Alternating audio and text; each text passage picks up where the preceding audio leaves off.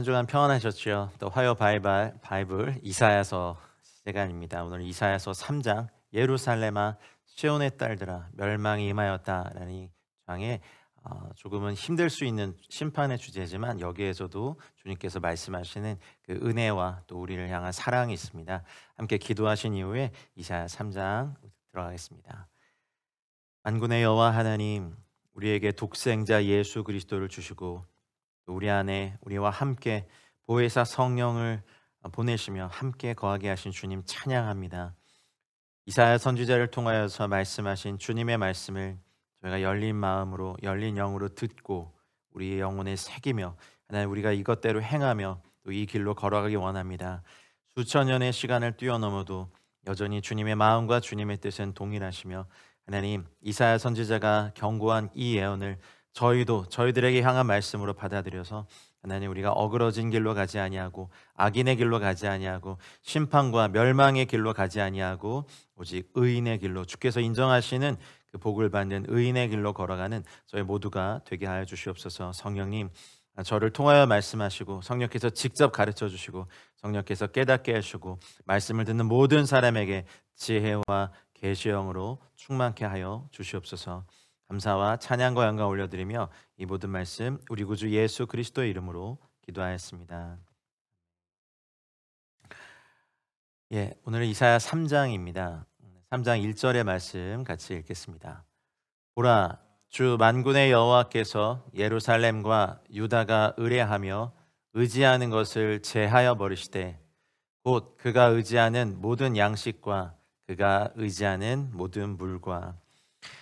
이 3장은요 배역한 자들에게서 모든 축복을 제거하여 버리실 것을 경고하십니다. 그래서 이렇게 된 책임을 상류층 그리고 지도자들 그들이 의존했던 사람들에게 있음을 분명히 말씀하십니다. 이사야 선지자는요 유다와 예루살렘이 누렸던 풍요로움 도움의 손길을 모두 잃어버릴 것이라고 이 3장에서 예언합니다. 백성들은 부족한 물과 음식으로 인해서 고난을 받을 것이고 정치 지도자들은 징벌을 받아 사라질 것이고 이스라엘의 모든 영웅들, 군인들, 재판관, 예언자, 선지자 그리고 기술자들이 하나님을 의지하지 않고 위대한 세상적인 나라를 만들기 위해 애쓰지만 하나님께서는 그것을 다 제거해 버리셨다고 말씀하십니다. 첫 번째가 힘내, 보라라고 말하죠. 보라. 이것은 어떤 주의를 끌 때 또 주의를 기울여야 될 때 주님께서 선지자들을 통해서 많이 말씀하신 표현이죠. 보라, 힘내. 주 만군의 여호와께서 예루살렘과 유다가 의뢰하며 의지하는 것을 제하여 버리신다. 이 마쉐엔과 마쉐나는요 사실은 같은 어원인데요. 의뢰하며 의지하는 것에 여기 좀 재밌는 표현인데 마쉐는 신뢰, 버팀목, 지지자, 후원이라는 뜻의 단수 남성 명사입니다. 마쉐나는요 의지하는 것은요 단수 여성 명사입니다. 같은 단어를 사실 그 히브리어에는 남성 또 여성이 있기 때문에 그것대로 활용한 것은 예루살렘과 유다가 의뢰하며 의지하는 것, 남성 명사로 의뢰하는 것, 여성 명사로 의지하는 것을 다 포함시키는 또 언어적인 특징도 있어요. 그것은 너희들이 의뢰하는 모든 것들을 제거하여 버리겠다라는 주님의 표현이시기도 합니다. 그래서 모든 의지할 것의 전체를 남성 명사, 여성 명사를 다 쓰셔서 마쉐엔 의뢰하며 마쉐나 의지하는 것을 제하여 버리시되 그가 의지하는 모든 양식이 있죠. 레햄이라고 하는 음식, 양식과 마임이라고 하는 물은 사실은 모든 그 지도자들과 리더들이 항상 그 나라를 부강하게 할 때 꼭 비축해 놓는 전쟁 물자이기도 하고 생존에 필요한 거죠. 여러분 물과 양식이 없으면 그것 자체로 이미 그 성이나 그 도시나 그 나라는요 쇠퇴의 길로 가죠. 그리고 전쟁 때에 물과 양식이 없으면 전쟁을 해보기도 전에 다 패해버립니다. 그러니 이때 유다와 예루살렘은 굉장히 풍요로웠었습니다. 그리고 곡식 창고와 물 저장고에 양식과 물이 가득했죠. 히스기야 왕 때도 그렇고 대적의 침입을 대비해서 그 물을 성 안으로 끌어들여서 적군과의 전쟁을 대비했었죠. 그러니 양식이 풍부하고 그리고 물이 풍족하면 예루살렘과 유다는 하나님을 의지하는 것이 아니라 바로 이것들을 의지하면서 태평성대를 누리면서 하나님께 감사하는 것이 아니라 오히려 타락의 길에 갔죠. 의뢰하며 의지하는 것을 제거하겠다는 것은 우리가 저번 시간에 봤던 이사야서 2장 22절 맨 마지막 절의 말씀이죠. 그것과 연결되어 하신 말씀입니다. 2장과 3장의 간극이 몇 년이 지나고 난 다음에 이사야가 예언한지는 잘 모르지만 너희는 인생을 의지하지 말아라. 그의 호흡은 코에 있나니 새말가치가 어디 있느냐라고 하면서 인생을 의지하지 말 것에 대해서 말씀하시고 모든 양식과 의지하는 물도 하나님께서 없애버리시겠다고 말씀하십니다. 의뢰하며 의지하는 것을 제하버리시겠다. 그래서 크게 한 3가지 정도를 말씀하시는데 모든 양식과 물, 이제 1절에 나와 있는 이거, 그리고 물질의 풍성함이죠.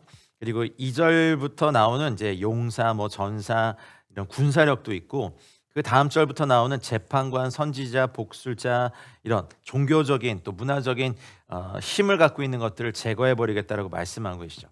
자, 2절을 읽어볼까요? 용사와 전사와 재판관과 선지자와 복술자와 장로와 이제부터는 이스라엘이 의존하는 11종류의 사람들을 구체적으로 꼭 집어서 말씀하십니다. 용사, 기뽀르라고 하는 용사는 거의 장군 수준의 용맹한 사람들이에요.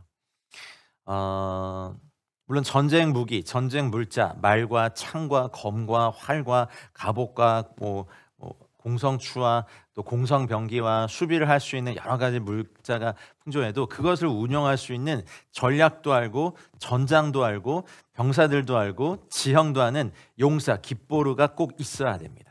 장군이 있어야 되죠. 병사들로만은 전쟁을 이길 수가 없습니다.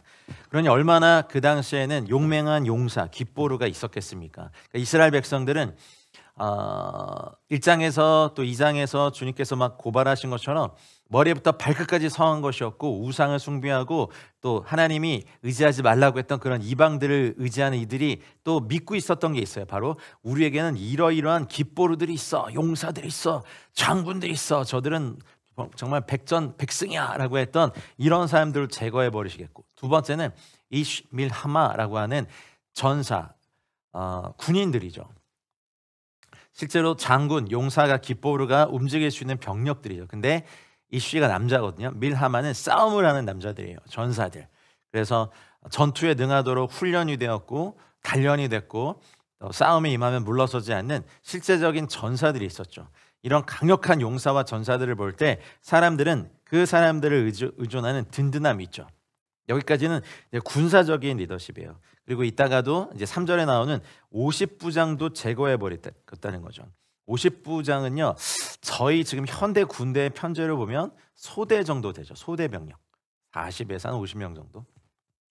그러니 전투를 진행하는 최소 단위에 물론 분대 10명 정도의 싸움이 있지만 4개 정도의 분대가 한 개의 소대를 이룹니다. 그러면 전투를 실제로 진행하는 50부장, 그러면은 소대장은 저희식으로 얘기하면 소위 또는 중위 이렇게 되거든요. 그러니 그 단위가 전투를 가장 말단에서 움직이는 최소 단위죠. 그러니까 용사와 전사와 50명이 일사불란하게 움직이면서 전투를 행하는 50부장, 전투 지휘관이잖아요. 그러니 의존하는 용사와 전사와 3절에 나오는 50부장도 너희 중에서 제거해 버리겠다. 그리고 쇼페트라고 하는 재판관들을 제거해 버리겠다. 이 재판관들은 이스라엘이 시내산에서 주님을 뵈러 올라갈 때 모세와 70명의 장로가 올라간 것을 기원으로 해서 그 70명의 수로 사내들인 공회를 얘기죠. 만들죠.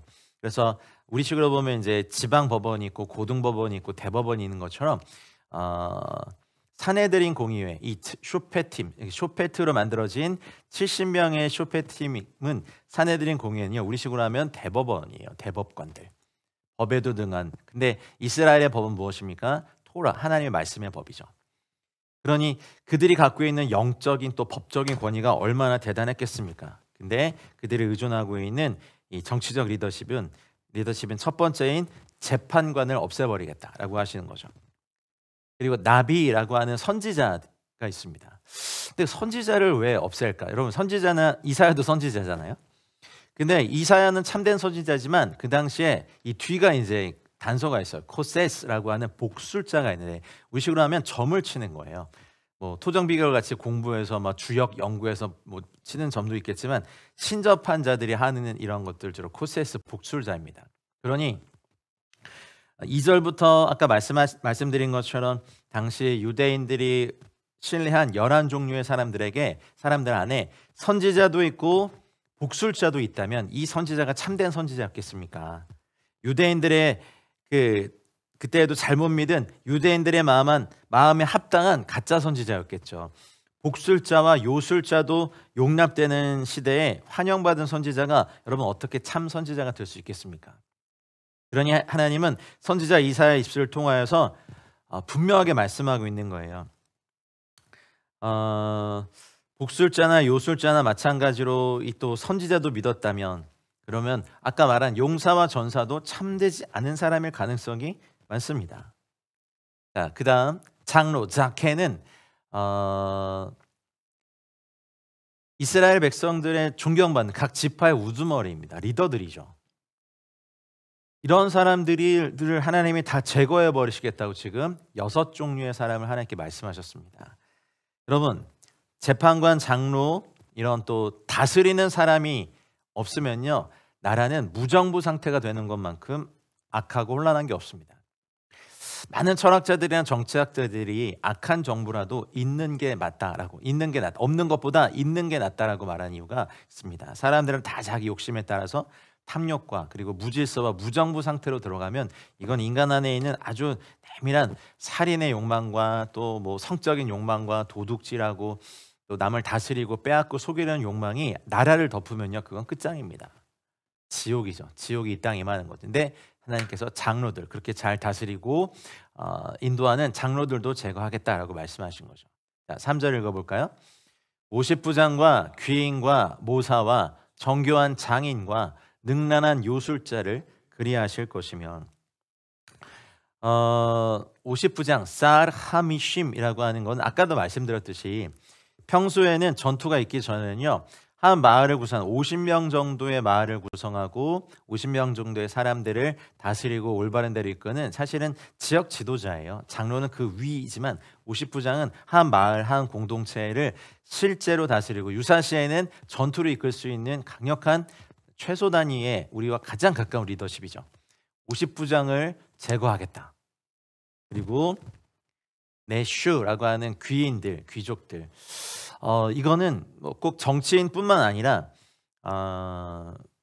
문학가, 예술가, 우리 인생에 살 때 굉장히 필요한 사람들이 많죠. 건축가, 과학자, 그리고 시인, 뭐 예술인, 음악인, 조각가, 교사, 뭐 각 분야에서 정점에 이르고 있는 그래서 그 기술들을 발전시키고 있는 아주 귀중하고 소중한 사람들이 각 사회에는 꼭 필요합니다.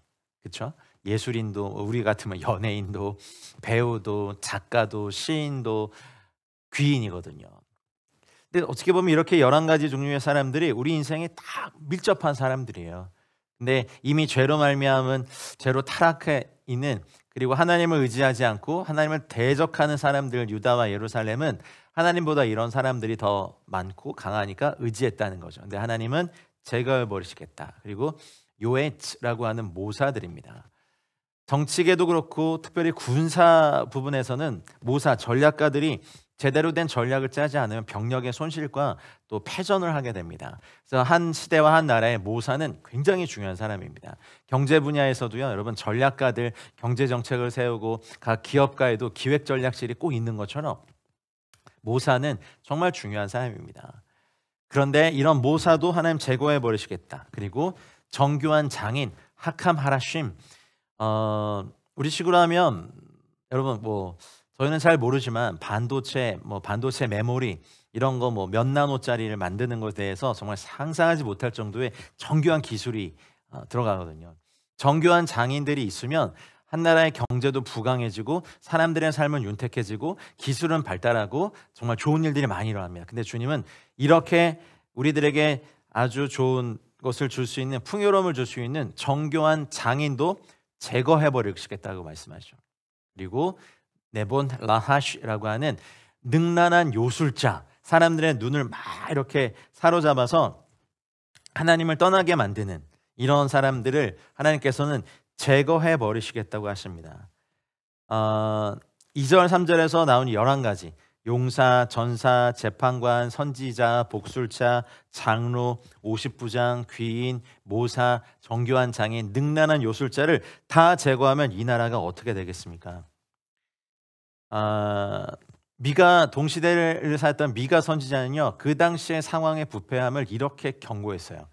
그 두령은 뇌물을 위하여 재판하며, 재판장은 삭슬 위하여 교훈하며, 그 선지자는 돈을 위하여 점치면서 오히려 여호와를 의뢰하며. 이게 되게, 죄는 죄대로 다 지으면서 여호와를 신뢰하고 있다, 난 여호와를 믿고 있다, 나는 정통 선지자다, 나는 정통 제사장이다라고 말을 한 거죠.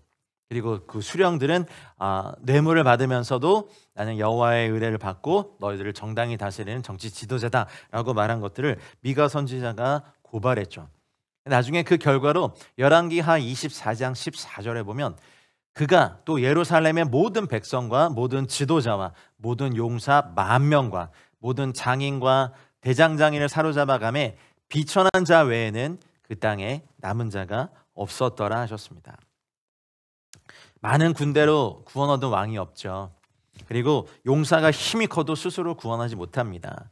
구원함의 말은 헛것이고요, 그 큰 힘으로 구하지 못하고 오직 하나님만이 우리를 구원하실 수 있습니다.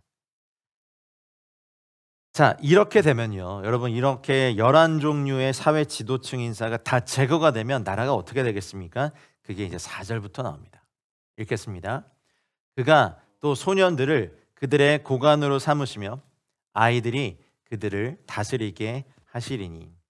소년들이라고 하는 네아림이라는 이 단어는요, 진짜 남자, 소년, 갓난아이, 젊은이라는 뜻입니다. 지도자가 사라지니까 그 자리를 차지한 건 경험 없고 미숙한 소년들과 아이들이라는 걸 말씀하시는 거예요. 그리고 타루림이라고 하는 이 아이들은요, 특별히 타루림 원래 명사의 뜻 자체가 변덕이에요. 변덕. 여러분 주변에 변덕 자주 부리시는 분들 계십니까? 여러분들이 변덕 부리십니까? 변덕스러운 아이들이, 철도 없는 철부지들이 권력을 잡게 되는 거예요. 하나님 그걸 허락하시는 거예요. 고귀한 이스라엘이 이런 11종류의 지도자들이 다 사라지고 의지하던 사람들이 사라지고 양식과 물도 없는데 그 자리를 누가 차지하게 내버려 두냐면 소년들과 네아림, 타루림이라고 하는 아이들이 그 자리를 차지하게 하는 거죠. 그러면 무능하고 비참한 자들이 그것을 올랐기 때문에 이 나라는 아주 극심한 혼란과 무질서에 빠져들게 되죠. 모든 핵심 지도자를 제거하면 어떤 사회 집단이든 파괴적인 일이 일어나게 되고요. 그리고 국가적 차원에서 일어난 일이라면 이건 정말 심각한 일이죠. 북한이 사실 30대 그때 초반에 있던 지금의 김정은이가 그 자리를 차지하고 난 다음에 이런 일 보셨습니까? 자기 말 안 듣는 사람들을, 국가 원로급에 되는 사람들을 그 대공포를 쏘는 그런 막 총으로 쏴 죽이죠. 자기 고모부도 막 숙청하고 공포 정치로 자기 주변에 예스만 하는 사람들 다 포진시키고 난 다음에 지금 북한 어떻게 됐습니까? 전 세계에서 경제 제재 고립당하고 그나마 믿고 있는 러시아 손잡아서 병력 보내고.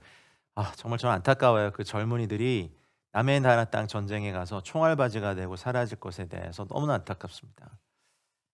수십 년 동안 자기가 태양신이라고, 태양 같은 존재라고 사람들의 우상이 되어서 숭배를 받았던 그 땅에 임할 지금 저주가 보이면서 하나님 소속히 저 땅에 복음이 증거되어서 하나님 우리 민족 전체가 정말 우리가 예배하고 주님을 경외하고 헛된 거짓말과 이런 거 다 버리고 주님께 돌아오는 것을 꿈꿉니다. 저희 에클레시아가 또 북한 사역에 힘쓰는 이유도 거기에 있습니다.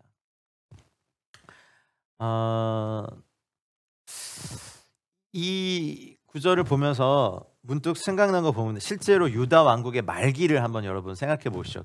그때 뵈면 아주 어린 사람들이 왕위에 올라서 나라를 실제로 다스렸단 말이죠. 므낫세는 12살에 올라갔습니다. 열왕기하 2장에 나와 있고요. 그리고 아몬은 22세에 올라갔습니다. 왕에. 우리 식으로 하면 이제 대학교 2학년, 3학년 아니면 군대 가 있을 나이에 한 나라의 왕이 됐어요. 요시아는요 8살에 올라왔습니다. 여호아스는 23살, 시드기야는 21살. 그러니 여러분 20대 청년들 좀 제가 무시하는 건 아니지만 국가의 리더십을 취하기엔 무리가 많습니다. 근데 이렇게 하셨어요.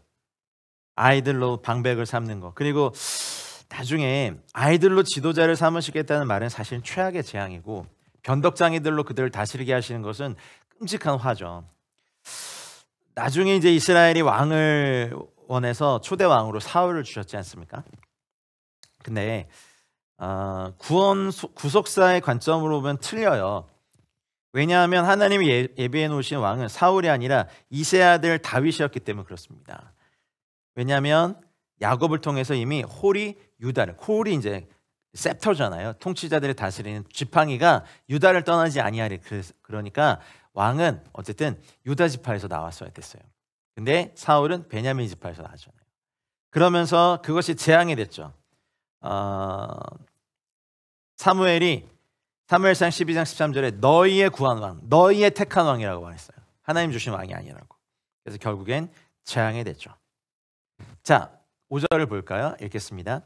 백성이 서로 학대하며 자기 이웃을 잔해하며 아이가 노인에게 비천한 자가 존귀한 자에게 교만할 것이며 소년들의 어리석은 자들의 변덕장이들의 통치 결과 어떻게 됐습니까? 백성이 서로 학대해요.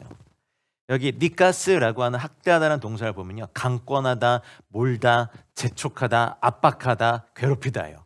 서로 힘이 있는 자가 힘 없는 자들을, 더 힘이 강한 사람이 또 그 다음 단계의 사람들을 서로 물고 묶고 뺏고 빼앗기고 죽이고 속이고 멸망하는 일이 어린이들이 다스리고 변덕장이들이 다스릴 때 이 나라가 이렇게 됩니다. 그리고 레후, 이웃은 동료이기도 하고, 이 단어 히브리어 자체가 그래요. 친구이기도 하고 연인이기도 하고 다른 사람입니다. 이웃을 근데 어떻게 한다고요? 잔해합니다. 그리고 이레하프라고 하는 이 교만하다라는 이 동사는요, 재촉하다, 성가시게 하다, 거만하게 행동하다, 두려워하다, 떨다인데, 보세요. 아이가 노인에게 교만하게 해요. 여러분, 한국 사회에서 이게 아직까지 우리 정서상 이게 잘 용납이 안 되죠. 그리고 비천한 자가 존귀한 자에게 교만하게 되는 거예요. 그게 무슨 결과예요? 아이들이 다스리고 변덕장애들이 이 땅을 맡았을 때 일어난 일인데, 2장에서 이미 1, 2장에서 이스라엘이 왜 그렇게 징벌을 받는지를 선지자 이사야를 통해서 예언하셨어요. 여호와를 경외하지 않았기 때문에 그래요. 소도, 가축도 자기의 주인을 안다. 자기 주인의 구유를 안다라고 말씀하시네. 너희는 그렇지 않다라고 책망하셨죠. 여러분, 우리 하나님의 은혜를 배은망덕하게 받지 마십시다. 그래서 열왕기하 25장 12절에 보면 나중에 이것이 실제로 일어나요. 시위대장이 그 땅에 비천한 자를 남겨두어 포도원을 다스리는 자와 농부가 되게 하였더라. 포도원은 실제로 우리가 포도를 맺는 포도원이기도 하지만 구약 성서에서 대부분 포도원은 이스라엘이에요. 유대 민족이죠. 그러니 그 땅은 하나님의 말씀에 의해서 다스려져야 되고, 장로와 또 레위인들, 제사장들, 재판관들이 토라, 하나님의 말씀에 정말 정통한 사람들이어야 되죠. 근데 비천한 사람들, 어쩌면 하나님의 말씀을 배우지 못하고 술 취함과 방탕과 음란과 살인과 도둑질과 난폭함이 있는 사람들이 권력을 잡을 때, 바로 저 때 이루어지는 거죠.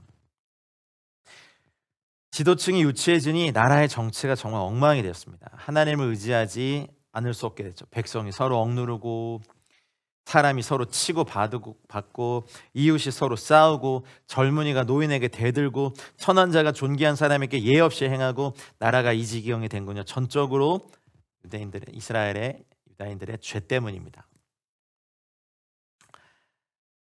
이 마지막 때가 계속 그렇게 되죠. 사람은 난폭하고 흉측하고 억울함을 풀지 아니하고 참소하고 시기하고 질투하는 일들을 계속해서 하죠.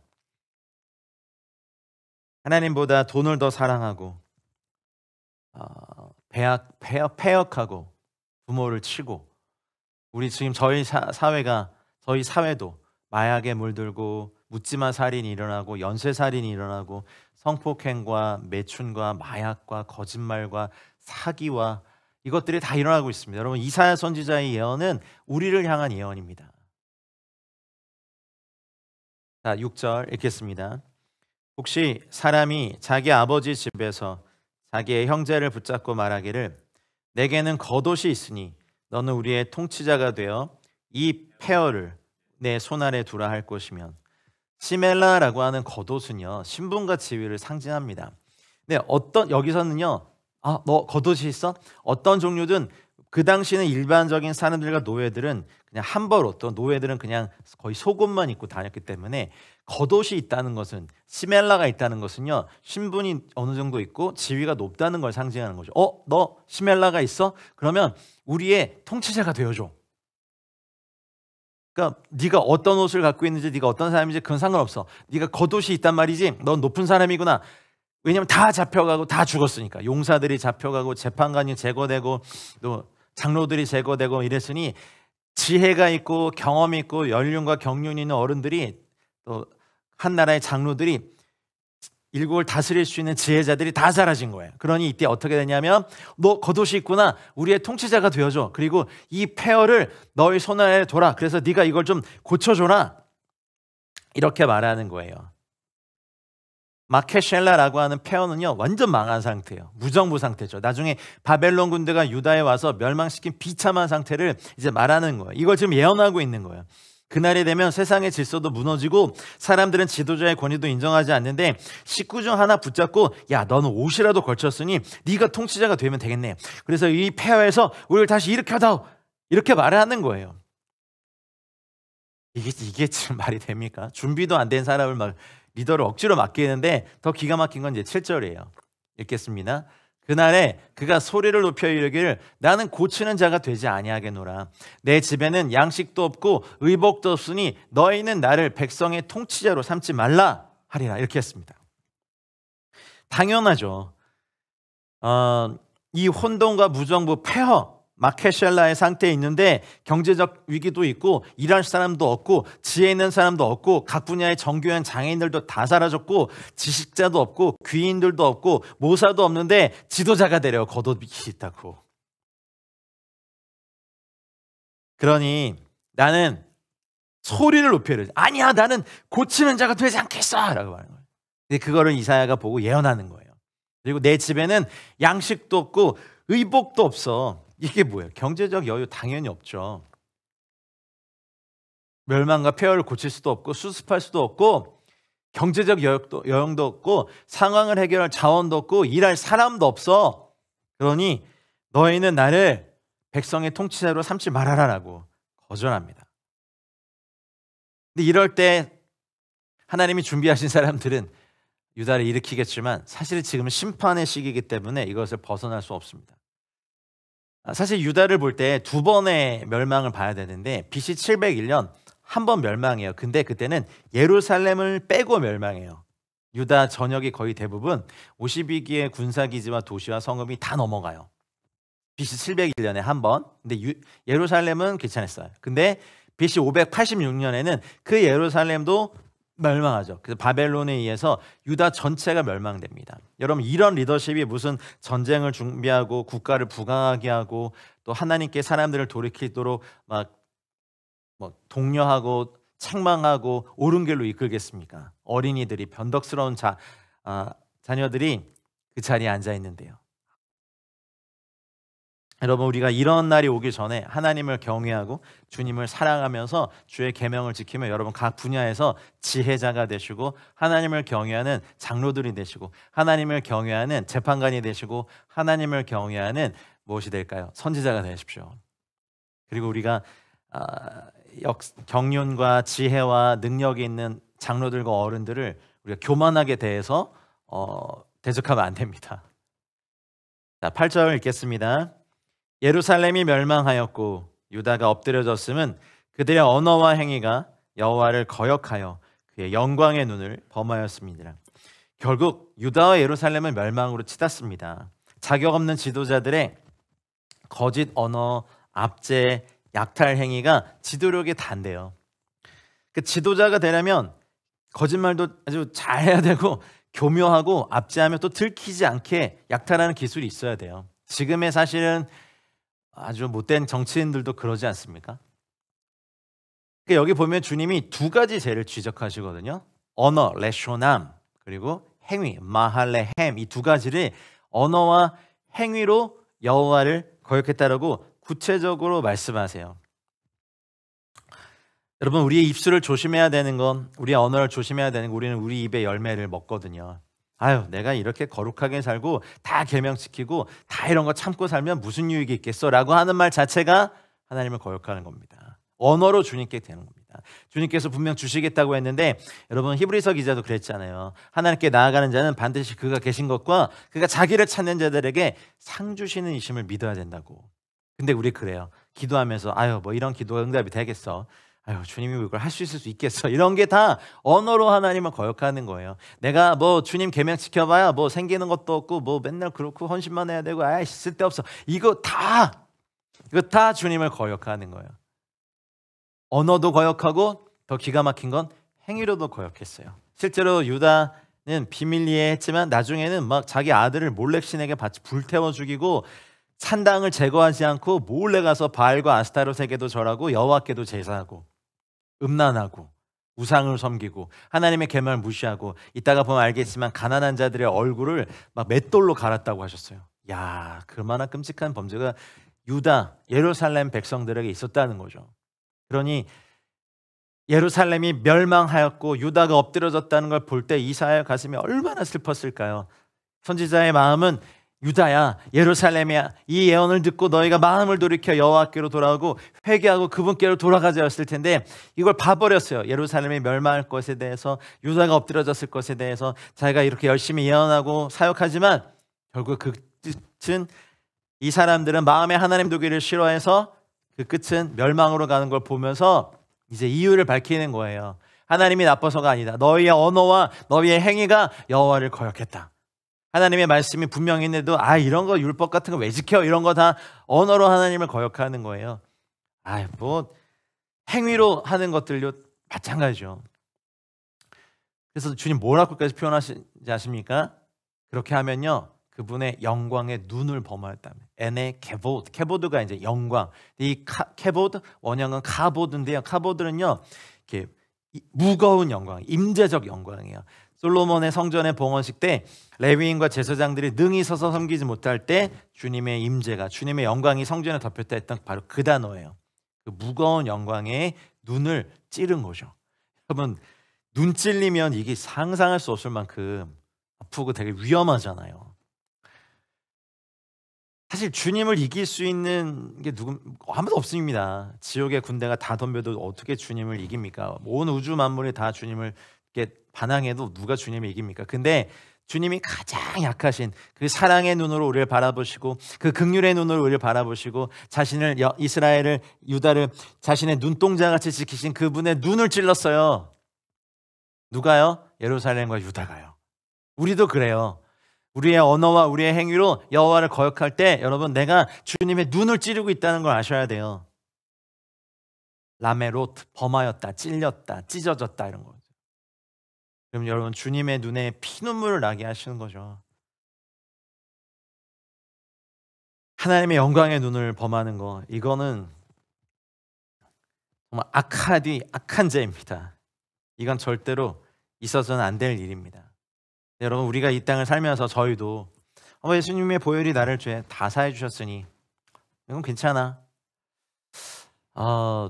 며칠 전에 MBC PD수첩에 보니까 다락방에 대한 얘기가 나오더라고요. 그 류광수. 근데 거기서 잘못 가르치는 교리 하나가, 복음의 능력은 내가 지금 죄를 지어도 자동적으로 용서를 해준다는 걸 가르치더라고요. 그래서 죄 짓는 것에 두려움이 없더라고요. 큰일 날 소리. 여러분, 우리가 물론 아주 멸망의 자식에서, 본질상 진노의 자녀에서 우리가 예수님을 믿고 구원받았습니다. 그러나 우리가 이 땅을 걸어가는 동안 발에 먼지도 묻고 육체의 소욕과 육체, 이런 안목의 성욕과 이생의 사랑의 죄를 짓는데, 그때 어떻게 됩니까? 주님 앞에 자복하고 회개해야 됩니다. 구원파가 그런 교리거든요. 주님이 우리의 과거와 현재와 미래의 모든 죄를 다 사해 주셨기 때문에 우리는 다 어떤 죄를 지어도 된다라고 해서 그 지도층 인사들의 막 난잡한 성교, 성행위, 술 마시고 뭐 그런 거 아주 기본이고요. 그래서 그런 거 환멸 느껴서 그 나와서 그런 구원파의 지도자들에 대한 그런 행위를 다 고발하는 분들도 계시잖아요. 요즘 뭐 신천지뿐만 아니라. 그런데 여러분 큰일입니다. 그게 뭐라고요? 주님의 영광의 눈을, 주님이 사실은 눈동자같이 지키시는 그 이스라엘이 그 눈동자를 자기가 찔러버린 거예요. 여러분, 우리가 주님이 우리를 사랑하시고 보호하신다면 우리는 그분께 이러면 안 됩니다. 우리의 언어가, 우리의 행위가, 여러분 뭐 그냥 이거 장난인데요, 그런 말이라도 우리는 비난하는 말이나 조롱하는 말이나 헛된 말을 버리고 참된 말을 하셔야 하고, 우리의 행위로 여호와를 거역하는 것이 아니라 여호와를 경외하고 여호와의 말씀에 순종하고 여호와를 사랑하는 이 계명의 길로, 주님의 계명을 지키는 길로 가야 됩니다. 계명이 율법이라고 무시하는 분들, 여러분들은 지금 주님의 영광의 눈을 찌르고 있는 겁니다. 자, 9절로 넘어가겠습니다. 그들의 안색이 불리하게 증거하며 그들의 죄를 말해주고 숨기지 못함이 소돔과 같으니 그들의 영혼에 화가 있을진저 그들이 재앙을 자체하였도다. 하카나트 페네헴인 거거든요.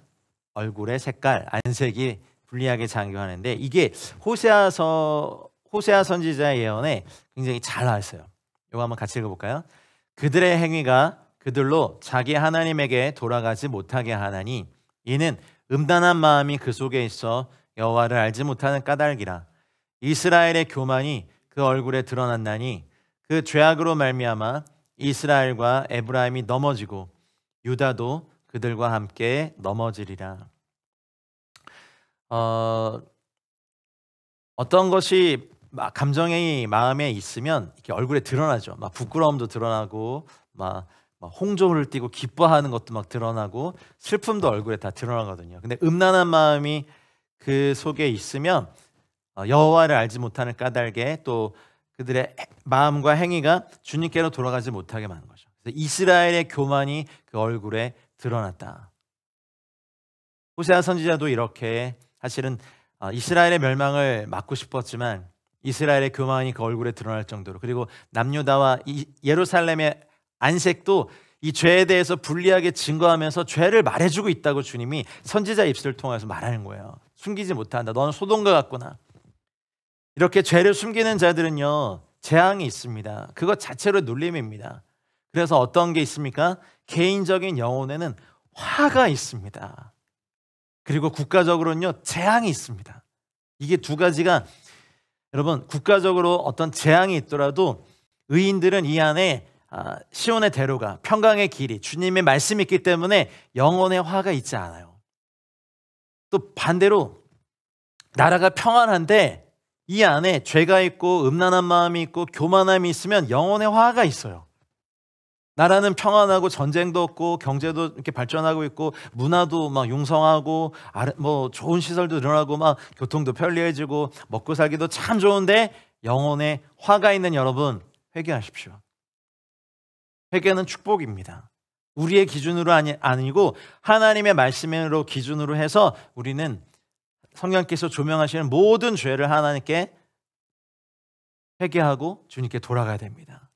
아니면 우리 안에 있는 죄가 우리를 찾아내고 우리를 망치고 우리 영혼의 불을 계속 줍니다. 영혼의 평강이 있길 축복합니다. 영혼의 생명이 있으시길 축복합니다. 영혼의 빛이 있으시길 축복합니다. 재앙을 자체하는 것이 아니라 주님께서 주시는 놀라운 은혜가 있길 축복합니다. 예레미야 선지자도 그런 예언 많이 했죠. 예레미야서 6장 15절 같은 말씀에 그들이 가증한 일을 행할 때에 부끄러워하였느냐? 아니다. 조금도 부끄러워 아니할 뿐 아니라 얼굴도 붉어지지 아니하였다고 말했어요. 그게 바로 그들의 안색이 불리하게 증언거하고 있다라고 주님이 말씀하시는 겁니다. 여러분의 안색에 생명이 드러나는 안색, 은혜가 드러나는, 그리고 빛이 드러나는, 거룩과 진리가 드러나는 그런 얼굴, 그런 인생, 그런 삶, 그런 영혼, 그런 그리스도의 향기가 나는 그런 분들 되시기를 주의 이름으로 축복합니다. 회개하십시다. 회개를 사랑하십시다. 그렇지 않으면 영혼에 화가 있고, 그렇지 않은 나라는 재앙을 자처하며 재난의 수준이죠. 기근, 지진, 전쟁, 홍수, 산사태, 화재, 이런 건 다 재앙이죠. 아까도 말씀드렸듯이 나라가 평온해도 죄가 있으면 영혼에 화가 있고, 또 근데 반대로 나라에 재앙이 있어도 이 안에 평강이 있으면 영혼은 평안합니다. 그것이 이제 10절에 말씀하시는 거예요. 읽어보겠습니다. 너희는 의인에게 복이 있으리라 말하라. 그들은 그들의 행위의 열매를 먹을 것이며. 갑자기 심판을 막 선포하시다가 10절에 와서 의인에게 복이 있으라 이런 거 말씀하시는 이유가 여기 있는 거예요. 차딕라고 하는 의인은요, 두 가지예요. 언어로도 하나님의 계명을 지키고 행위로도 하나님의 계명을 지키는 게 차디크예요. 우리는 한국 개신교는 이렇게 성경 공부를 되게 열심히 하시지 않습니까? 그래서 생각이나 언어로는 의로운 분들이 많은데 아는 만큼 행동으로 나타나지 않아서 완전한 의인이 되지 못하는 경우가 있어요.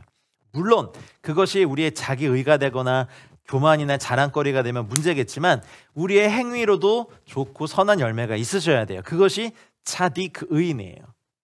야고보가 우리에게 말한 것처럼 또 갈라디아서에서 말한 것처럼 행함이 없는 믿음은 죽은 믿음인 거죠.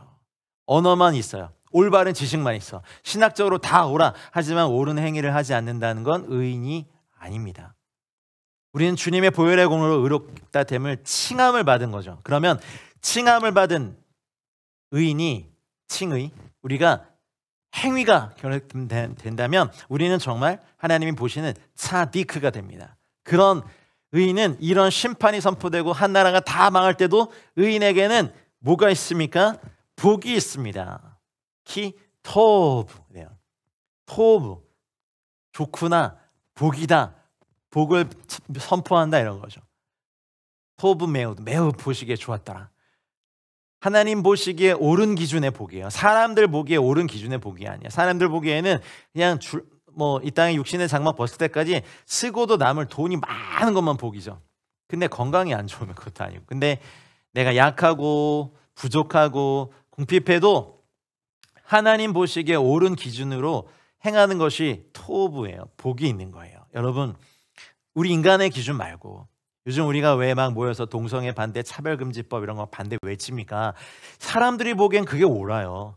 그래서 소수자들 차별하면 안 되죠. 그리고 동성애 이런 건 성적 기호니까 인정해 주자 그런 거죠. 그건 사람들이 보기에 옳은 거죠. 하나님이 보시기에 옳은 기준으로 기준을 삼는 것이 의인, 복이 있는 차다크입니다. 여러분, 우리는 이 하나님의 기준으로 행해서 우리 인생에 페리 마할렘이라고 하는 행위의 열매가 가득가득 있으시기를 주의 이름으로 축복합니다. 그러니 여러분, 진노 중에라도 긍휼을 선포하시죠. 그러니 이사야서 모든 선지자가 다 그래요. 하박국 선지자가 말한 것처럼 하나님 진노 중에라도 긍휼을 잊지 마옵소서. 왜냐하면 선지자들이 여러분에게 대한민국이 어떻게 멸망할 거라고 이렇게 막 보여주시면, 너무 선명하게 보여주시면 견딜 수 있으시겠어요? 그렇죠? 아니면 남북한이 정말 하나님의 손에 벗어나서 남북한이 정말 전면전으로 치달으면요, 한반도는 끝장입니다. 저희가 한국전쟁 이후에 대한민국이 그래도 70년간 이런 이 경제적, 문화적, 영적 이런 풍요로움과 성장은요 한순간의 잿더미입니다. 근데 그런 걸 여러분에게만 딱 보여주셔요. 선지자들의 마음도 이 편하게만 하겠습니까? 자기 동족에 대해서 멸망을 선포하고. 근데 이 진노 중에라도 이렇게 말씀하시는 주님을 아는 거예요. 여기는 의인이 있다. 이러한 세대에도 의인이 있다. 근데 너는 의인에게는 복이 있으라고 말해줘라. 나는 너희를 보고 있다. 모든 세대가 미친 듯이 죄를 지어도 여러분 하나님 말씀을 지키시는 게 주님께 너의 인생을 보니까 토브다. 옳구나. 복이 있구나. 참 좋구나. 아름답구나 말씀하신 거죠. 그리고 이렇게 들어보니 좀 미숙할 수 있어도 의로운 사람의 행위의 열매가 있는 겁니다. 그래서요, 여러분, 의로운 사람들은 언어로도 의롭고 행위로도 의로운 사람들은요, 의로운 행위의 열매를 거두어서 복을 받게 되고, 의인을 악인과 함께 멸하는 것은요 지금도 하나님의 뜻이 아니에요. 진노 중에라도 긍휼을 베푸신 주님이, 그래서 여러분 우리 힘을 다해서 이슬람권에도 선교해야 되고 공산주의권에도 선교해야 되고 이단들이 판치는 그런 곳에 선교해야 되는, 복음을 전해야 되는 건 거기에도 주님이 의인들이 있다 하십니다. 여러분, 의인이 되십시오. 진노 중에라도 이렇게 복을 선포하시는 주님의 말 꼭 느끼십시오. 자, 11절 읽겠습니다. 악인에게는 화가 있으리니 이는 그의 손으로 행한 대로 그가 보응을 받을 것임이니라. 오직 의인은 믿음으로 말미암아 살리라 함과 같으니라는 말씀과 같은 아까 10절에서 11절에 오니까 이제 악인은 내게 말해요. 악인에게 화가 있는데 게물 야다라고 하는 손으로 행한 대로, 아까 의인도 그 손으로 행한 대로 행위의 열매를 먹잖아요. 근데 악인도 손으로 행한 대로 악의 열매인 보응 예하셰라고 하는 이 재앙 징벌을 받아요. 우리가 잘 암송하고 있는 시편 1편 6절 말씀처럼 대저 의인의 길은 여호와께서 인정하시나 악인의 길은 망하리로다. 할렐루야. 참된 진리를 버린 사람들에게는 사람들이 상상할 수 없는 무서운 화가 하나님께로 믿습니다. 사람들은 막 박수 쳐주죠. 아, 잘 사네, 나도 부럽네, 당신처럼 살고 싶네. 하지만 하나님의 기준으로 옳지 않으면 하나님을 배신한 인간들이 자기를 위해 스스로 행한 모든 일들로 인해 엄중한 심판과 보응을 받는 건 지극히 당연한 일입니다. 결국 이스라엘 백성은요, 그로 인해서 엄청난 치욕을 당할 수밖에 없습니다. 이제 이스라엘 백성을 악인이라고 말씀하세요. 주님의 마음도 너무 아프세요. 항상 이스라엘에 대해서는, 유대 백성에 대해서는요, 야곱의 이름을 이스라엘로 지어주시면서 하나님과 겨루어 이겼구나. 이게 뭐예요? 그래, 네가 아빠랑 싸워서 이겼지. 아빠의 져주는 마음이에요. 아빠가 힘이 없어서가 아니에요. 알았다. 그래, 네가 해. 그래, 내가 져줬어. 그러니까 하나님의 입장에서 보면 져주시는 하나님이죠. 근데 하는 일마다 악한 일들, 하는 일마다 패역한 일들, 하는 일마다 언어와 행위로도 다 부모의 마음에 대못을 받고 악의 길로 행할 때 이제는 매를 드시는 거죠. 12절로 가겠습니다. 읽겠습니다. 내 백성을 학대하는 자는 아이요, 다스리는 자는 여자들이라. 내 백성이여, 내 인도자들이 너를 유혹하여 내가 다닐 길을 어지럽히느니라. 실제 백성이 겪고 있는 리더십이 아이와 여자예요. 무능한 지도자를 가리킵니다. 여성들을 무시하는 건 절대 아닙니다.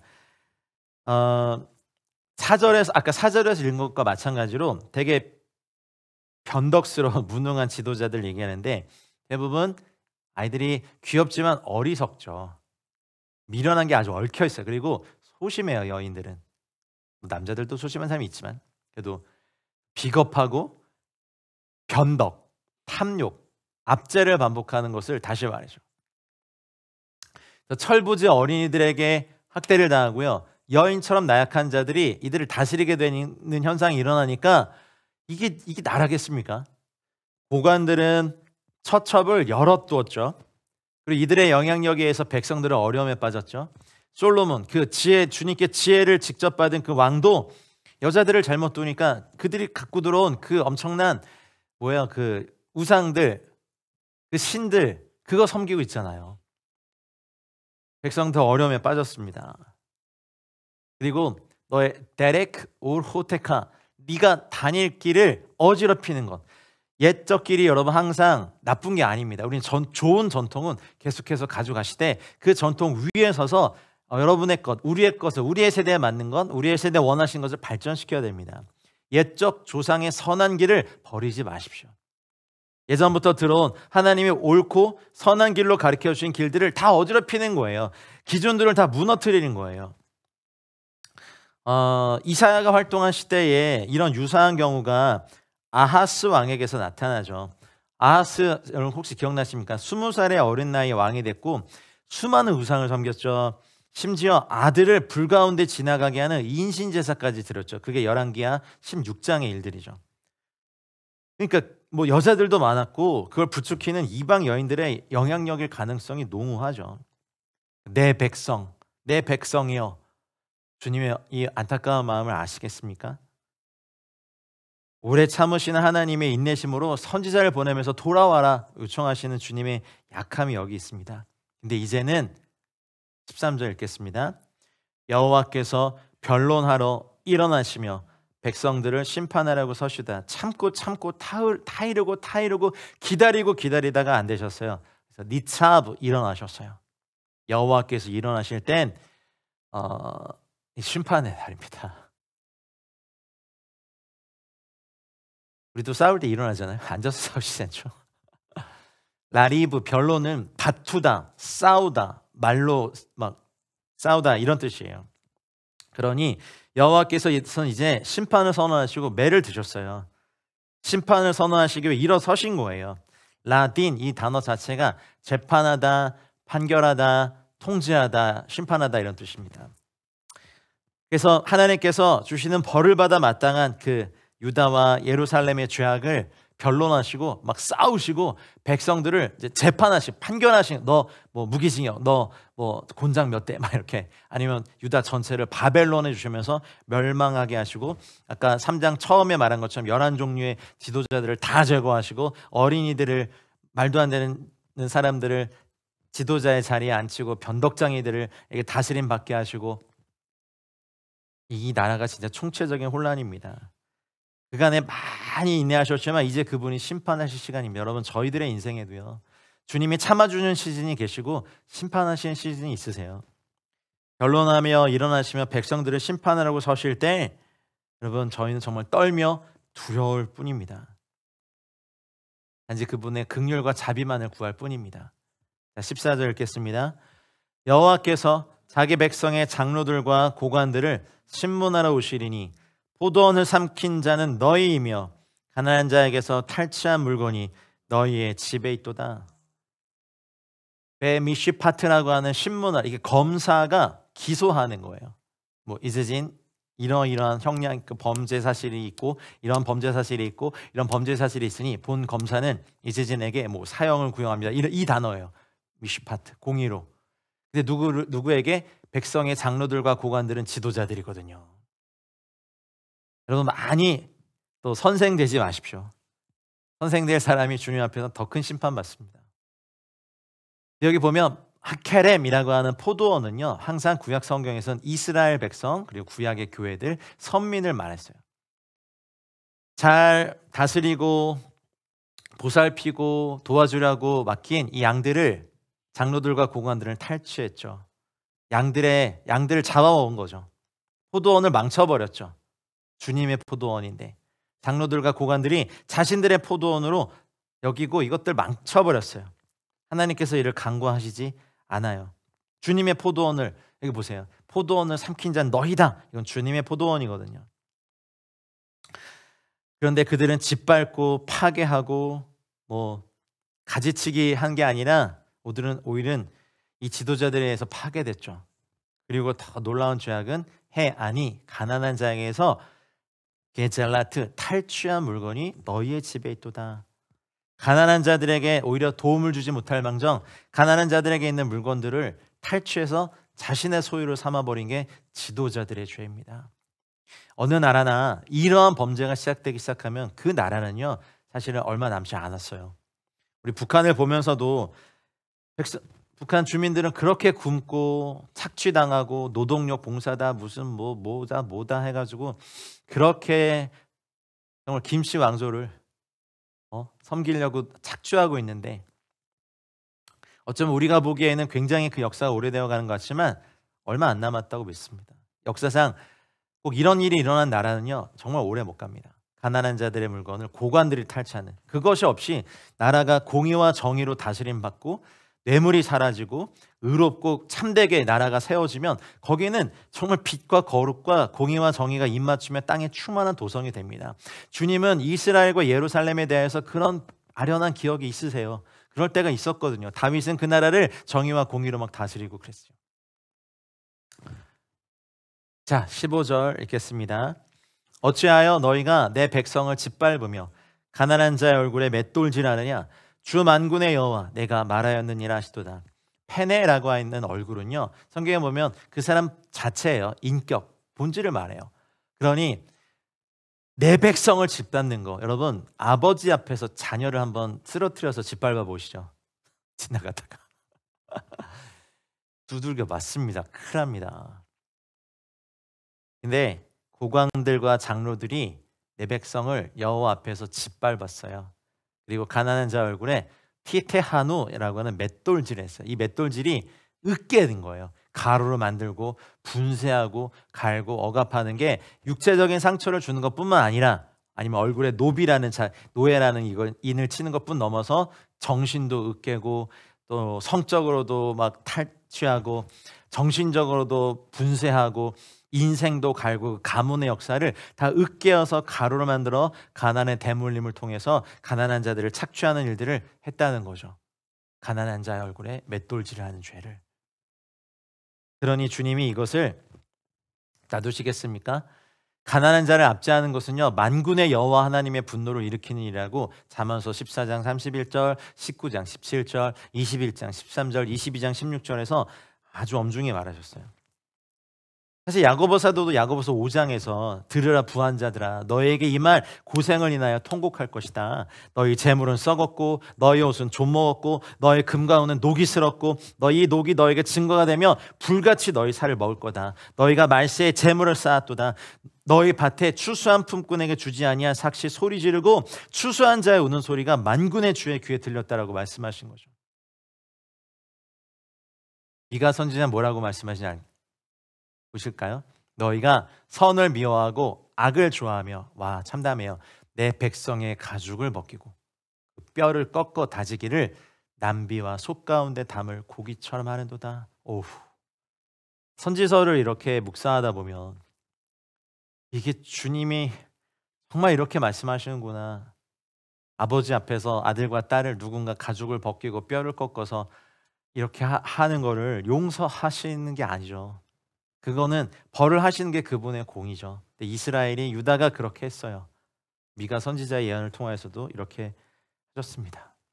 이유를 딱 말씀하시면서 고소하신 거예요. 분개해서 하시는 말씀이에요.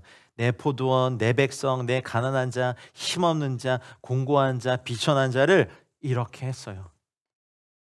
리더는요, 섬기는 사람이죠. 이렇게 사람들의 것을 빼앗는 사람이 아니죠. 왜 내 백성을 짓밟으며 가난한 자 얼굴에 맷돌질을 하느냐? 내가 너희를 심판할 것이다 말씀하시는 겁니다. 그리고 지도자들의 죄를 고발하셨다면 이제 여성들의 죄를 고백합니다. 읽을까요? 여호와께서 또 말씀하시되 시온의 딸들이 교만하여 느린 목 적을 통하는 눈으로 다니며 아기작거려 걸으며 발로는 쟁쟁한 소리를 낸다 하시도다. 시온의 딸들이 여성들이 교만하여 가베후트 이게 이제 스스로 높이다, 높다, 이거는 교만한 사람들 일단 무시하고 정죄하고 비난하죠. 그리고 느린 목, 정을 통하는 눈으로 다니죠. 사실 이스라엘 백성 전체가 그런 것으로 보는 게 자연스러운데 뒤를 보면 주로 여성들에게 장식하는 것들이 나와요. 근데 특별히 앞에서 이스라엘의 고관들과 장로들과 이런 사람들의 죄를 고발하고 참 이제 기소하셨다면 이제 시온의 딸 전체가 그렇게 얘기했지만 그 중에서 특별히 여성들에 대해서 왜냐하면 성경은 언약의 자손들을 여성으로 신부로 묘사하는 경우가 많거든요.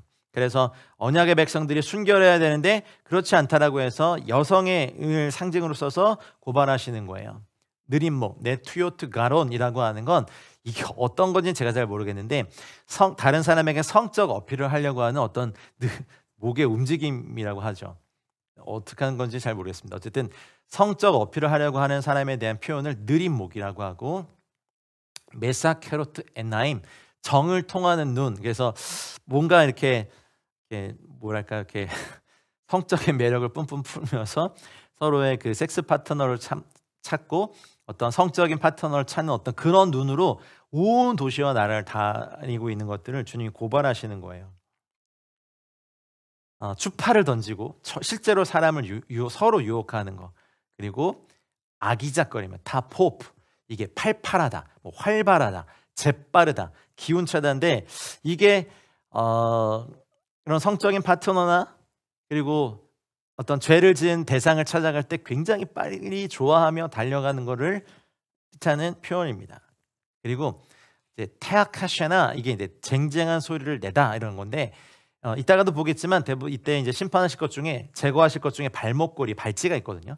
발목걸이나 발찌가 있으면 금이나 은이나 귀금속으로 했기 때문에 걸을 때마다 쟁쟁쟁 이렇게 소리가 나는 귀부인과 그리고 되게 뭐랄까요? 매력 있는 여성들이 특별히 하고 다녔던 모습이었다고 하죠. 근데 그것에 빗대어서 사실은 시온의 딸들 이스라엘 백성의 우상 숭배를 향하여서 이렇게 그런 걸 하고 우상들 앞에서 춤추고 우상들 앞에서 집단적으로 혼음하고 행음하고 그리고 귀한 하나님의 자녀로 그 형상으로 만들어진 아들 딸들을 불러 바치는 일을 이스라엘 시온의 딸들이 했기 때문에 주님께서 지금 계속해서 고소하고 계시는 거예요. 교만하고 느린 목을 갖고 있고 정을 통하는 눈으로 서로 다니고 아기작거리면서 걸으며 발로는 쟁쟁한 소리를 내는 거, 이게 주님께는 다 지금 분노를 유발하는 시온의 딸들의 죄죠. 17절 읽겠습니다. 그러므로 주께서 시온의 딸들의 정수리에 딱지가 생기게 하시며 여호와께서 그들의 하체가 드러나게 하시리라. 정수리가 코드인데요, 실제로 이 머리 위에요. 머리 끝 딱 꼭대기. 근데 여기에 딱지가 생기는 건 무언가 상처가 생기는데, 여기서의 그거는 단순히 그런 상처가 아니라 시파흐는요, 부스럼이 있는 거죠. 문둥병이 걸리거나 썩는 병이 걸렸을 때 이 부스럼이 생기는 걸 시파흐라고 하더라고요. 정수리에 딱지가 생기는 겁니다. 시온의 딸들이면 머리가 긴 머리나 이렇게 해서 숱이 많을 텐데 이것이 다 제거가 되고 여기에 이제 살이 이렇게 썩는 시파흐가 생기게 하시겠다. 그리고 파테헨 하체라고 번역되어 있는데, 이거는 갈라진 틈, 돌적이, 여성의 생식기의 모양처럼 생긴 외음부를 나타내죠. 그러니 성적으로 즐거움을 줬던 그 부분이 수치가 되게 하신다는, 우상 숭배에 대해서 즐거움을 누리게 했던 그 부분도 그 은밀한 것까지 다 드러내서 정수리에는 딱지가, 그리고 그들의 하체가 드러나고 부끄러움을 당하게 하시겠다는 주님의 강한 의지의 표현을 선지자를 통하여서 하시는 겁니다. 유혹해서 꿰어 정신을 흐리게 하고 아기작거리며 걷고 쟁쟁거리며 걷고, 그리고 우상을 숭배하고, 그리고 그 당시에 바알과 아세라 신의 이런 제사를 드리고 난 다음에 그곳에 제사에 참석한 모든 사람들이 집단 행음을 했거든요. 그러니 그런 것도 주님 보시기에 너무 가슴이 아팠고, 그런 이방 신상들에게 보석 같은 아이들을 불로 태워서 죽여가지고 제사한 그런 이런 거짓말들, 그러니 여자들의 마음속에서는 조신함은 없고 드러내놓고 남자들을 유혹했고, 남자들은 특별히 가난한 자들의 것들을 빼앗고 그들을 무시하고 그들의 얼굴을 갈아버리고 영혼욕을 다 탈취하는 이런 죄악들, 주님이 심판하실 수밖에 없겠죠. 딱지가 생기게 하고 그들의 하체가 성기가 다 드러나서 부끄러움을 당하게 하시겠다는 걸 예언하셨습니다. 18절부터는 이제 그들이 자랑하던 것을 제거하겠다고 또 말씀하십니다. 읽겠습니다.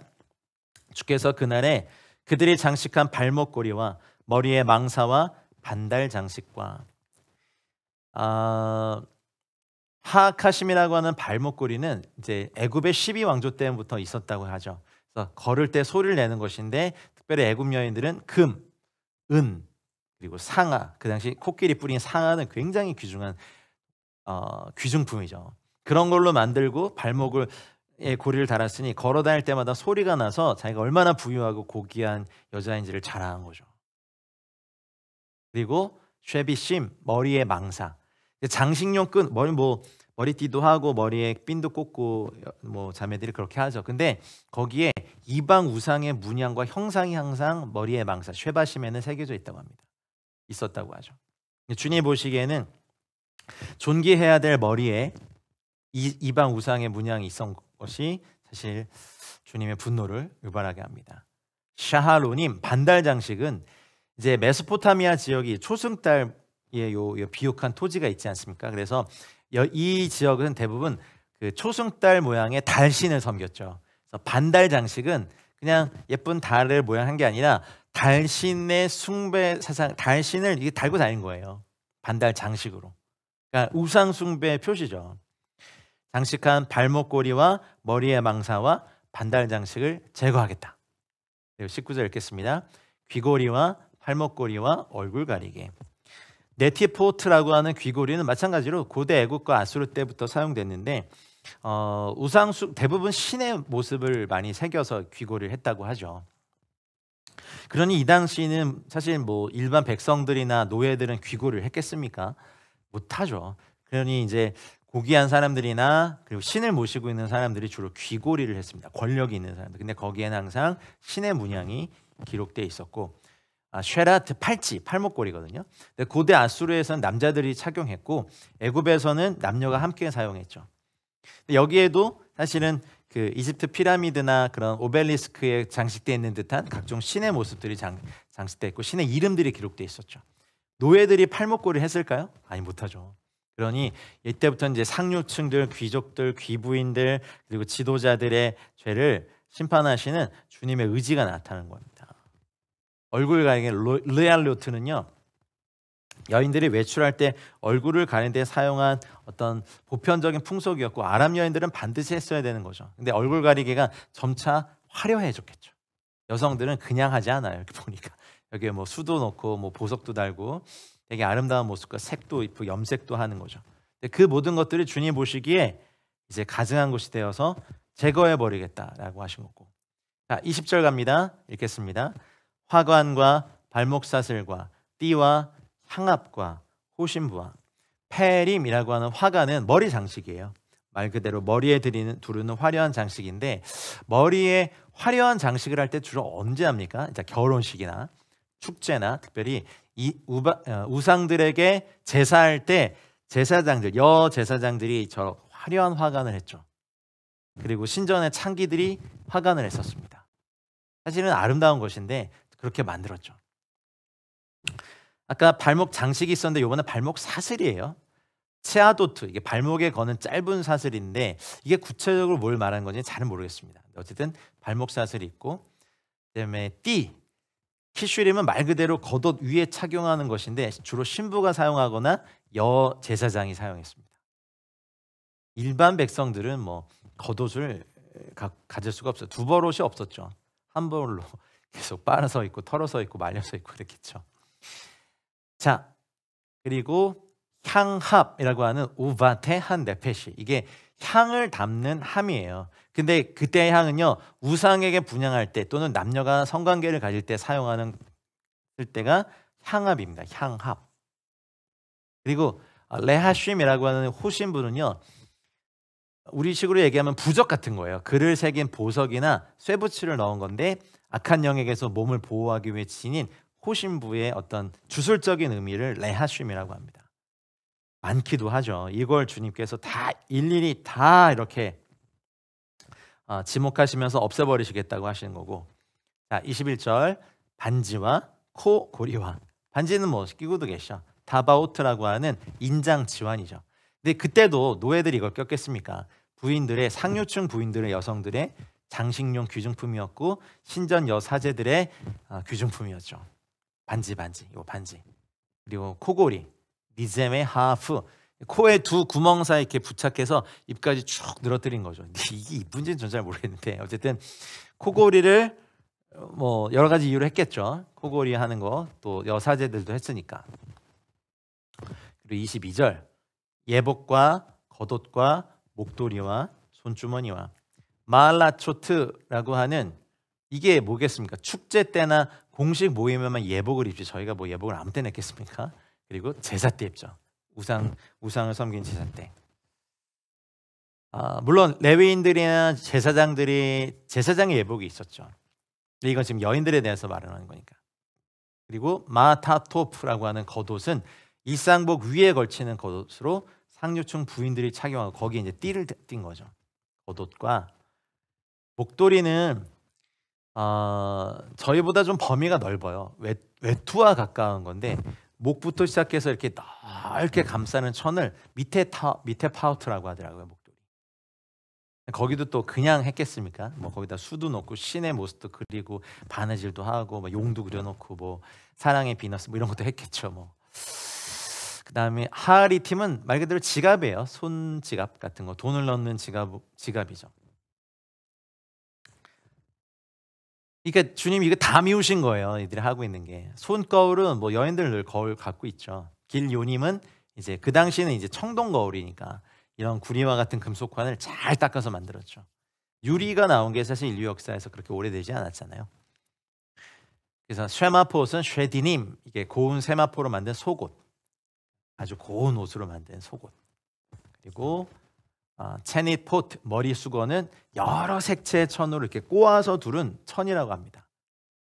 참 참 여인들이 이런 걸 어떻게 이렇게 다 해석하는지 모르겠습니다. 어쨌든 머리 수건과 르드딤이라고 하는 너울, 머리로부터 전신을 두르는 사치품이 여기 있습니다. 이걸 다 제거하시겠다 하시죠. 그러니까 다 미우신 거예요. 다 미우신 거예요. 심판 때는 다 미웠습니다. 진멸하십니다. 자, 24절 읽겠습니다.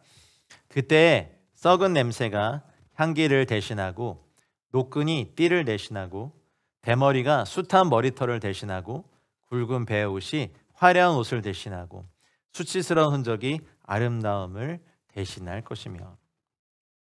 이렇게까지 다 제거되면 당연히 그렇겠죠. 예전에는 향압에 있는 각종 향수로 매혹적이고 좋은 향취를 풍겼던 여인들에게서 썩는 냄새가 나고, 이게 첫 번째 썩은 냄새가 향기를 대신할 것에 대해서, 여성들의 향기롭던 몸에서 썩은 냄새가 날 것에 대해서 경고하시고, 두 번째는요, 화려한 띠 대신에 띠가 없으니까 노끈이나 새끼줄로 의복을 묶게 될 것이다. 아름답던 여인의 머리털이 사라지고 여인들의 대머리가 되고, 아까 말한 것처럼 그 정수리에 딱지가, 부스럼이, 문둥병이 생기게 될 거죠. 그리고 화려하고 아름다운 옷을 입었던 사람들이 굵은 베옷을 입게 될 거죠. 사람들이 그렇게 다 죽고 멸망하고 끌려가고 나라가 망했는데. 그리고 수치스러운 흔적이 아름다움을 바꿔서 노예의 얼굴로 바뀌고, 칼에 맞거나 채찍에 맞거나 또 성적인 어떤 걸 당하거나 이런 수치스러운 흔적이 유다의 예루살렘에 가득할 것에 대해서 예언한 이사야의 마음도, 이걸 예언시킨 주님의 마음도 사실은 너무 찢어지게 아팠을 겁니다. 아수르의 군대도 하룻밤에 18만 5천 명 죽이실 수 있는 그분께 돌아가고 여호와를 경외했다면 역사는 어떻게 전개될지 몰랐습니다. 그러나 자기 소견에 오른 대로 하나님을 언어와 행위로 거역하고 영광의 눈동자를 범한 이 유다, 예루살렘은 이렇게밖에, 멸망의 길로밖에 갈 수 없습니다. 그러나 우리 아까 본 것처럼 10절에 의인에게는 복이 있으리라 말하라고 했습니다. 진노 중에라도 하나님의 긍휼은 임하십니다. 자, 25절 읽겠습니다. 너희의 장정은 칼에, 너희의 용사는 전란에 망할 것이며. 메타이크라는 장정이 있어요. 그건 정말 아까 용사도 있었고 전사도 있었는데 장정은 그보다 밑에 그냥 전쟁에 나가 싸울 수 있는 20살 이상의 남자들을 그냥 장정이에요. 전사나 용사는 아니에요. 네, 메타이크는 장정이에요.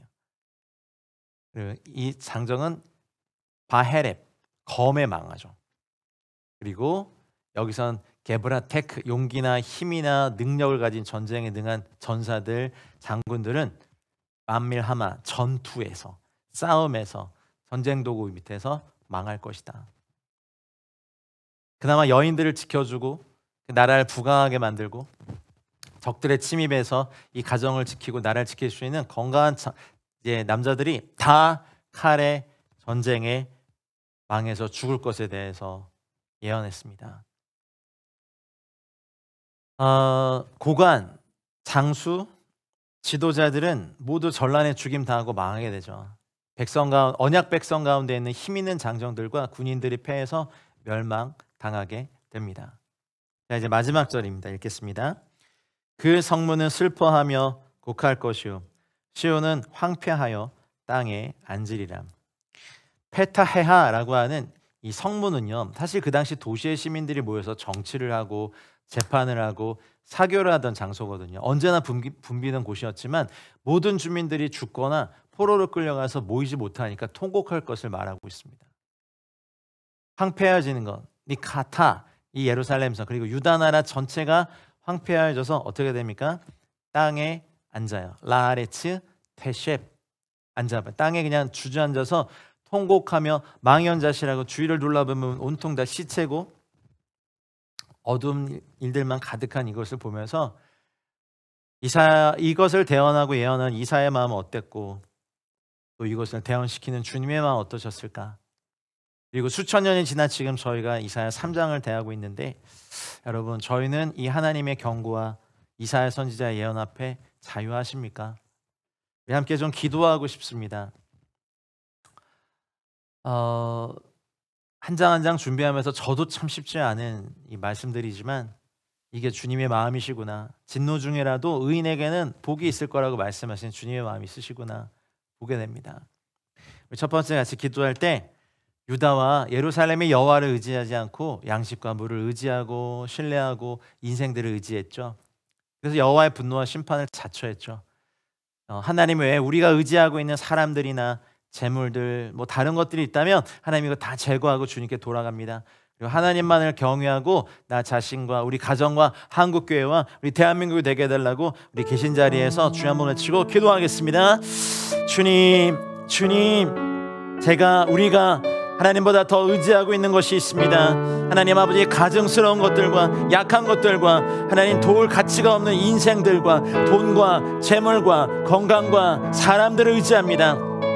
경험을 의지하고 지식을 의지하고 하나님 다른 것들을 의지하는 저에게 하나님 긍휼을 베풀어 주셔서 하나님을 알고 하나님 나아가는 은혜를 우리 모두에게 부어주시옵소서. 이사야서를 함께하는 모든 분들에게 우리가 의지하고 의뢰하는 것들을 주님 제거하여 주시고 오직 살아계시고 참되신 하나님만을 의지하고 하나님만을 경외하고 하나님만을 높이며 나아가는 은혜가 우리 가운데 있게 하여 주시옵소서. 하나님 주님 외에 도울 힘이 없는 인생을 의지하지 않고 주 앞에 나아가는 저희 모두가 되게 하여 주시옵소서. 사랑합니다. 주님, 우리를 주님께로 이끌어 주시며 주님 앞으로 더 나아가는 은혜를 더하여 주시옵소서. 할렐루야, 할렐루야, 할렐루야.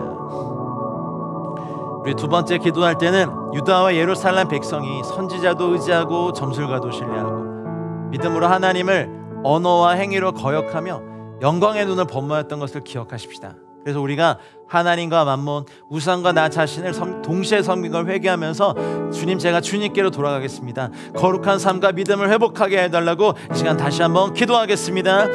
하나님, 우리가 이 세상과 주님, 만몬과 주님을 같이 동시에 의지하고 섬겼던 죄를 회개합니다.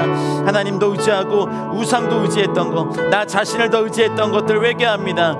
하나님, 선지자도 의지하고 복술자도 의지했던 죄가 있습니다. 하나님, 이것을 회개하고 주님께 돌아가오니 하나님 거룩한 삶과 거룩한 믿음으로 회복하여 우리가 살게 하여 주시옵소서. 우리가 하나님의 얼굴을 구하며 나아가게 하시옵소서. 우리가 주님의 영광 안에 달려가게 하여 주시옵소서. 주님, 우리의 모든 것들을 주 앞에 맡기며 나아갑니다. 두 마음을 품지 않게 하시고 하나님 두 가지를 섬기지 않게 하시옵소서. 우리에게 혼합된 신앙들, 하나님 망쳐져 있고 섞여 있는 신앙들을 다 제거하셔서 순수하고 온전한 믿음과 마음으로 회복하여 주시옵소서. 이사야 3장의 말씀을 우리의 마음에 새깁니다. 주님, 우리가 이 말씀 위에 서게 하여 주시옵소서. 아멘, 아멘.